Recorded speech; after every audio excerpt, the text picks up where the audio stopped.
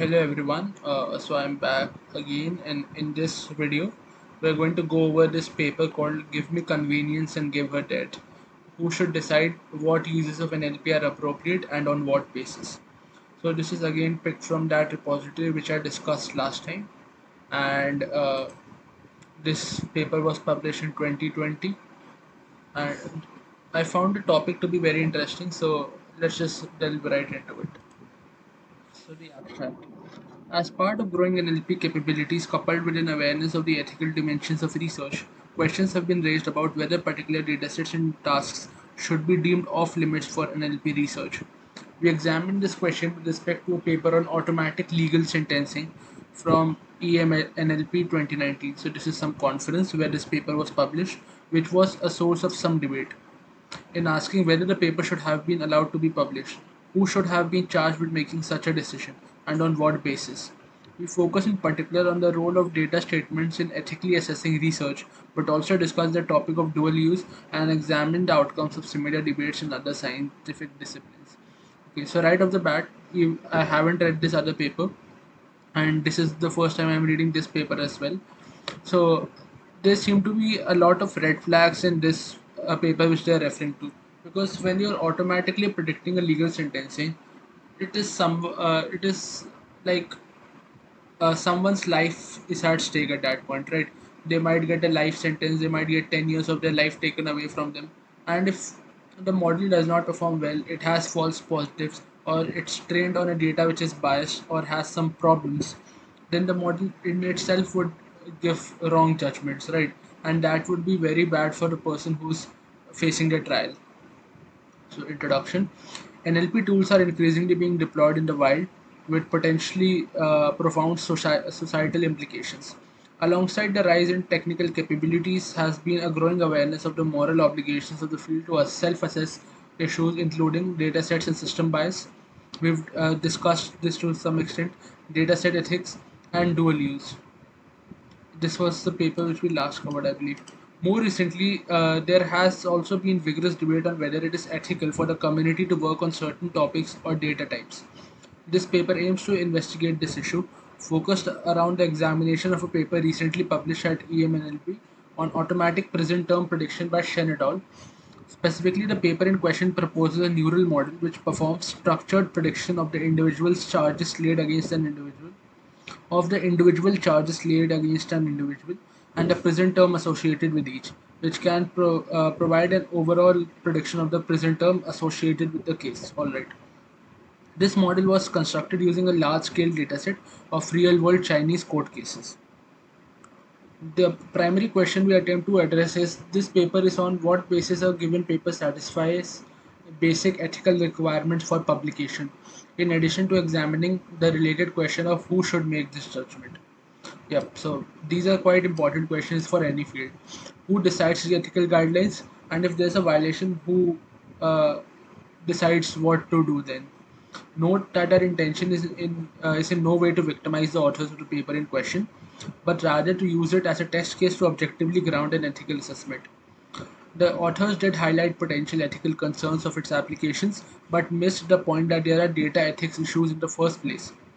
Note also that given the topic of the paper, we will focus somewhat on NLP applications in the legal domain, but the majority of the findings and recommendations generalize to other domains as well. Alright, so very interesting stuff. I believe this was quite self-explanatory. Let's just move ahead. Case study in ethics and NLP publications. So, firstly, we'll look at data ethics. The first dimension to consider is data ethics. The data source and procedure used to construct the dataset have an immediate impact on the generalizability and interpretation of results based on that dataset, as well as the ability for real-world harm to happen through its use. All right. So again, this is if you have a data set which is biased, then when that data set is used in the real world, then it has unintended consequences. So if the data set is say skewed in one, like in the last paper, we looked at data set being skewed towards one type of language, then the other lesser represented variants of that language, or the people who speak those lesser known variants, are more likely to be flagged or are more likely to be outside the ambit of the protection of the system, because the system cannot really understand what they're saying. A number of proposals have recently been made regarding documentation procedures when releasing datasets to assist here, in particular data statements and data sheets. Amalgamating the two relevant questions to the specific case are the following, each of which we discuss briefly. Which texts were included and what were the goals in selecting texts? Alright. So the dataset was constructed from published records of the Supreme People's Court of China, following works by Xiao et al. 2018, in the context of a popular shared task on automated legal judgment prediction. The reason for constructing this particular dataset is to improve the accuracy of present term prediction by decomposing it into a set of charge-based present term predictions. Okay. And why was the dataset created? To enhance the structure and granularity of earlier datasets and achieve empirical gains in predictive accuracy. So these are the two. These are some questions which are trying to address. So how are these? So first of all, like the question which they addressed was, why were these texts selected? So they were selected to improve the accuracy of the present term prediction by decomposing it into a set of charge-based present term predictions. So suppose someone has robbery, then they'll be say assigned a prison for some years. Someone is some other case, then they'll be assigned a prison for some years. But in many cases, there's some a totally unique case. There's a case where there are other factors involved. Someone was coerced to do or was under life-threatening, uh, say, pressure to do something. Then that kind of stuff should also be accounted, which the model might not be able to handle if it has never seen such cases before. Why was the dataset created? This is also sufficiently explained. Were the people represented in the dataset informed about the collection? There is no mention of interaction with either defendants or court officials about the use of data. The documents are in the public domain. Was there any ethical review? No. Could this dataset expose people to harm or legal action? Yes. The defendants are identifiable and the datasets directly pertain to legal action. Alright, so this is a huge red flag. Does it unfairly advantage or disadvantage a particular social group? The dataset does not include explicit metadata regarding the demographics of the defendants, and the data has first names removed, but not surnames or other named entities. It is easy to imagine instances where the surname and location references would make the individual identifiable or could expose demographic information, especially for ethnic minorities or areas of lower population density. So essentially, what they're trying to say is, people who live in less populous areas or have uncommon names or have belong to certain ethnic minorities, then they can be traced easily and identified using that data, because you already have the surname and you already have the entire case record as well. Were the people represented in the dataset provided with privacy guarantees? No steps were taken other than removing their first names. Does the dataset contain information that might be considered sensitive or confidential? Yes, given that the labels represent present time served by real world individuals, and having personally identifying information entombed in a dataset that potentially has longevity could potentially have direct or indirect consequences for those individuals. So this dataset will remain on the internet like forever. So people will use this from time to time. People will use this in all sort of research, and then the this sensitive or confidential information would also be a public domain thing. Does the dataset contain information that might be considered inappropriate or offensive? Many of the cases are criminal in nature, so there are potentially personal and confronting details in the court cases include information about the victims. Oh, so this might be even more harmful if the victims are uh, people try to attack the victims in some fashion, then that might lead to huge psychological trauma. How was the data annotated and what are the demographic characteristics of the annotators and the annotating guidelines? The annotation of the data is via court officials in terms of the legal findings rather than via third party annotator, and no details are provided on the presiding court officials and the demographics, despite there being ample evidence of demographic bias in legal decision making in other countries. So essentially, what they're saying is they haven't done a lot of stuff which should have been done. So in one case, the dataset might be biased towards a certain demographics, and the people who are annotating it uh, might also belong to a certain demographic more. So that would further propagate the bias which was discussed in these papers? And will the dataset be updated? We highlight this particular question because cases can be overturned or appealed and new evidence comes into light. In this particular case, the Supreme People's Court in China has no legal avenue for appeal, but it is still presumably possible for a case to be reopened on the basis of fresh evidence and a different finding made, or overturned completely if a miscarriage of justice is found to have occurred. True, there's a lot of cases where sudden evidence arises and someone who's thought to be guilty turns out to be innocent, or someone who's thought to be innocent turns out to be guilty. On the other hand, this doesn't immediately affect the labels in the dataset, as the sentencing is based on the facts that were available at that time, but it could lead to situations where a legal case which was ultimately annulled is inappropriately preserved in the dataset in its original form, implying guilt of the individuals which was later disproven. Right, so basically what they're trying to say is then the model would have a false perspective of a particular case. It would think, okay, if the case is so and so, then this should be the sentencing, but it would not realize that at a later stage the courts realized that this sentencing was not appropriate, changed the sentencing, made it say increased it, decreased it, or made some changes so that the model should know to make a meaningful predictions of these which are relevant to whether the paper is ethically sound or could have made the paper less ethically questionable. Carrying out the research with the involvement of relevant legal authorities would certainly have helped in terms of incorporating domain interpretation of the data, getting direct input as to ultimate use of any model trained on data. Okay, I think I missed the sentence. I'll just read this again. Of these which are relevant to whether the paper is ethically sound or could have made the paper less ethically questionable.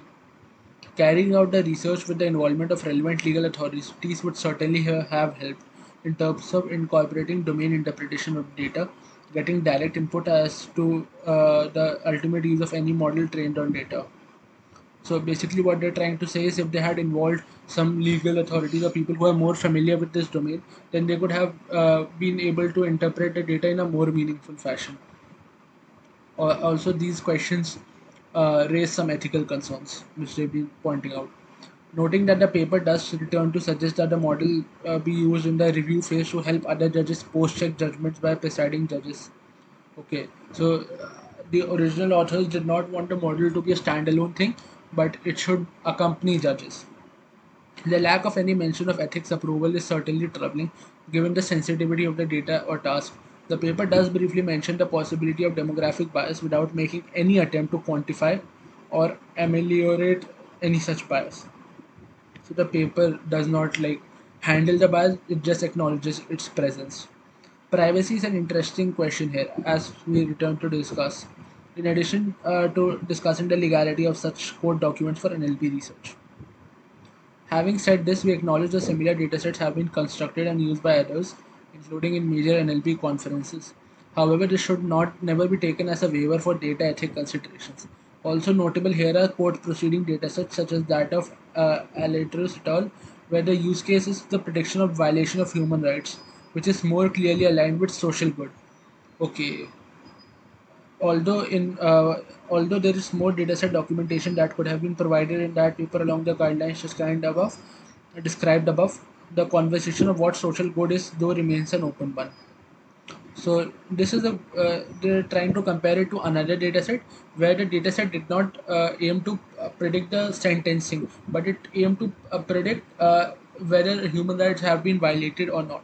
So that is a totally different thing because that is a binary classification. Plus, it can be reviewed. Plus, it is for social good directly.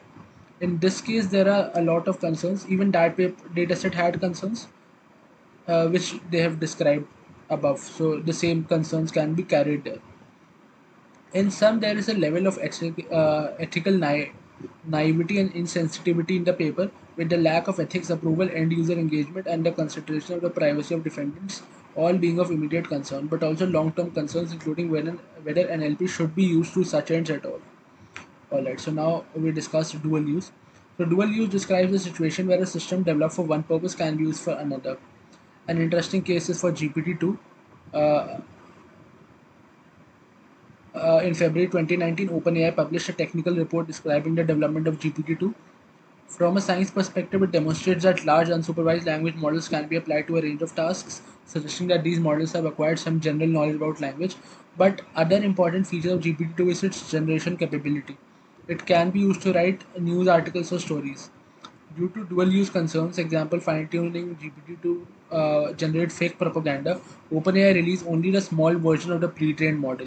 It was, however, not well received by scientific community, with some attributing this decision to an attempt to create hype around their research. The backlash ultimately made OpenAI reconsider their approach and release the models in stages over 9 months. During these 9 months, OpenAI engaged with other organizations to study the social implications of their model and found minimal evidence of misuse, lending confidence to the publication of the larger models. In November 2019, OpenAI released their final and largest model. So basically, what they're trying to say is even OpenAI was very concerned about releasing the models and the misuse it could bring. So, for instance, if GPT-2, as I showed you in a previous video, GPT-2 generates text and it is much faster than humans. So, if someone fine tunes it to generate fake news or false propaganda about a certain entity or a certain task or community, then it can pump out tweets at a very high pace, and that would just skew the entire distribution of tweets on social media platforms. OpenAI's efforts to investigate the implication of GPT-2 is commendable, but this effort is voluntary, and not every organization will have the resources to do the same. It raises questions about self regulation and whether certain types of research should be pursued. A data statement is unlikely to be helpful here, and increasingly we are seeing more of these cases. Example Grover for generating fake news articles, and CTRL for controlling controllable text generation. All right, so we're seeing that these problems in itself seem to have some ethical dilemmas involved, because if fake news article production was improved, then it could just already enhance the problem of misinformation. So I'll just pause for a second. There's someone at the door. I'll be right back. All right. Sorry for the delay. I'm back. Yeah. So all of that said, for the case under consideration, it is not primarily a question of dual use or misuse, but rather its primary use. If the model were used to inform the Supreme Court rather than automate decision making, what weight should judges give the system? And what biases has the model learned which could lead to inequities in sentencing? It is arguable that decisions regarding human freedom and even potentially life and death require greater consideration than that afforded by an algorithm. That they should not be used at all? So this is a very good question. Suppose a judge feels that the sentencing should only be for 5 years, but the AI predicts a 10-year or a 20-year sentence. Then what sort of way should the judge incorporate the AI's decision in? Should he just mean out the sentence he predicted with that the AI predicted?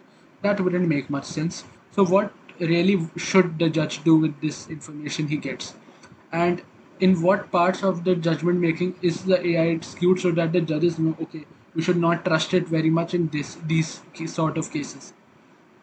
Although no other government appears to be automating legal decision making per se, many governments are embracing algorithms to analyze informed judicial decisions.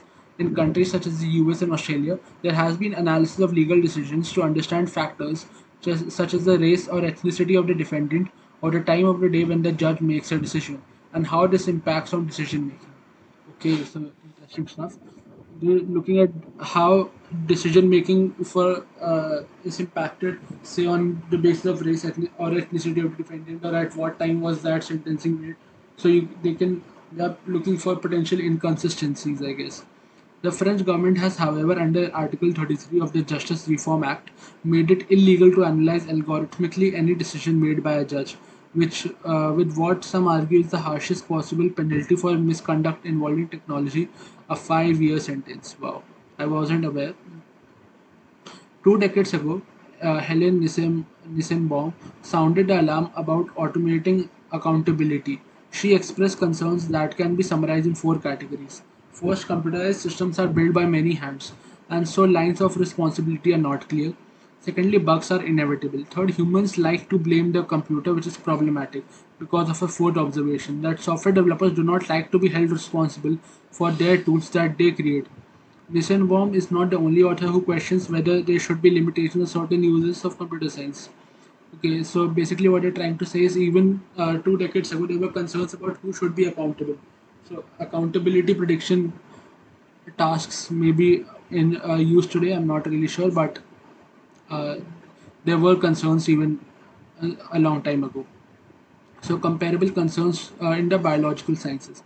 We have consultations which of the interventions and experiences.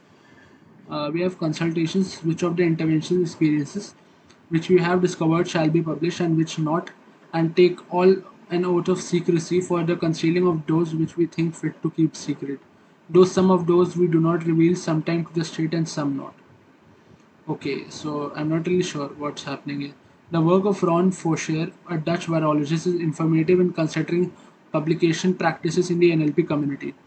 Foscher discovered a way to make the bird flu transmissible between ferrets and therefore potentially very harmful to humans. Foscher's research extended the potential scope of the virus beyond its usual avian transmission routes and extended the reach of his research beyond his laboratory where he submitted his paper to a US journal. The Dutch government objected to the research being made public and required Foscher to apply for an export license. The situation raised a lot of concern and a lot of discussion at that time, as well as a series of national policies in response. That said, Foscher's work was not the first or last to be censored. Self censorship was mentioned as early as 17th century by British philosopher Bacon, who often credited with illuminating the scientific method. Most recently, similar questions, not about how research should be done, but whether it should be done at all, have arisen in the case recent Chinese CRISPR-Cas9 case, where HIV immunity in twins was allegedly increased without prior ethical approval or oversight. Okay, so as a normal person, since we've been in lockdown for months now, and even cases rise and peaked and then dropped and then peaked and all of that, such researches seem to be very alarming to me. What if this gets in the hands of a wrong person? What if he uses these researches and tries to incorporate it in other viruses, say for instance HIV or something of that sort? So I would be very much more happy if this research was never published at all. But the scientific community made its decision, and I hope that turns out to be for the better. As the capability of language models and computing as a whole increase, so do the potential implications for social disruptions. Algorithms are not likely to be transmitted virally, not to be fatal, nor are they governed by export controls. Nonetheless, advances in computer science may present vulnerabilities of different kinds, risks of dual use, but also of expediting processes and embedding values that are not reflective of society more broadly. So, like for an example, if the data set is more oriented towards demographic A, then demographic B, which is underrepresented, would not get, I guess, good legal decisions out of the model trained on it. It would be more oriented towards demographic A, while the circumstances of of both the demographics might be totally different. Questions associated with who decides what should be published are not only legal, as illustrated in Fosier's work, but also fundamentally philosophical. How should values be considered and reflected within a community? What methodology should be used to decide what is acceptable and what is not? Who assesses the risk of dual use, misuse, or potential weaponization? And who decides the potential scientific advances are socially or morally repugnant and they cannot be permitted? How do we balance competing interests in light of complex systems? So, this is from 1967, so this has been a concern for quite long, I guess. I guess this was not specifically oriented to this. This might be some other competing interests as well, but I might be wrong. Much like nuclear, chemical, and biological scientists in times past, computer scientists are increasingly being questioned about the potential application and long-term impact of their work, and should at the very least be attuned to the issues and trained to perform a basic self-ethical assessment. And then we have the moving forward. Given all of the above, what should be the course of action for the paper? It is important to note that the only mentions of research integrity ethics in the call for papers relate to author anonymization, dual submissions, originality, and the veracity of the research, meaning that there was no relevant mechanism for reviewers or PC chairs to draw on in ruling on ethics of the submission. A recent innovation in this direction has been adoption of the ACM Code of Ethics by Association for Computer Linguistics, Computational Linguistics, and explicit requirement in the EMNLP 2020 call for papers for confirmation with the code. Okay. Where a paper may raise ethical issues, we ask that you include in the paper an explicit discussion of these issues, which will be taken into account in the review process. We reserve the right to reject papers on ethical grounds where the authors are just to have operated counter to the code of ethics or have inadequately addressed legitimate ethical concerns with their work. So I really think this is a good direction. This is an important first step in providing a structure for a program committee to assess a paper for ethical compliance and potentially reject it in case of significant concerns. Having said that, the ACM Code of Ethics, in its terms with relevant principles which would guide an assessment of the paper are following. So, avoid harm, be fair and take action, not to discriminate, respect privacy, perform work only in areas of competence, and ensure that the public good is the central concern during all professional computing work. In each of these cases, the introspection present in a clearly articulated data statement would help ameliorate potential concerns. What would ethics assessment for ACL look like? Would an ethics statement for ACL be enough to address all concerns? As argued above, it is not clear that ACL should attempt to position itself as ethical gatekeeper or has the resources to do so. And even if ACL could do so and wanted to do so, the efficacy of ethics to answer complex political and societal challenges needs to be questioned. There certainly seem to be argument for a requirement that paper describing new datasets are accompanied by a data statement or datasheet of some form. This still leaves the question of what to do with pre-existing datasets. Should they be given a free pass, or should they a requirement for a data statement be retrospectively completed? So I would go with the second one. Although there are lots of datasets, but we should start doing meaningful steps in this domain. The GDPR provides some protection for the use of data, but its scope and geographic reach are limited. Further, the term anonymized is often a misnomer as even data that is classified by governments and other actors as anonymous can often be easily re-identified. Right, so even in this case, removing the first name was not really doing any sort of good anonymization.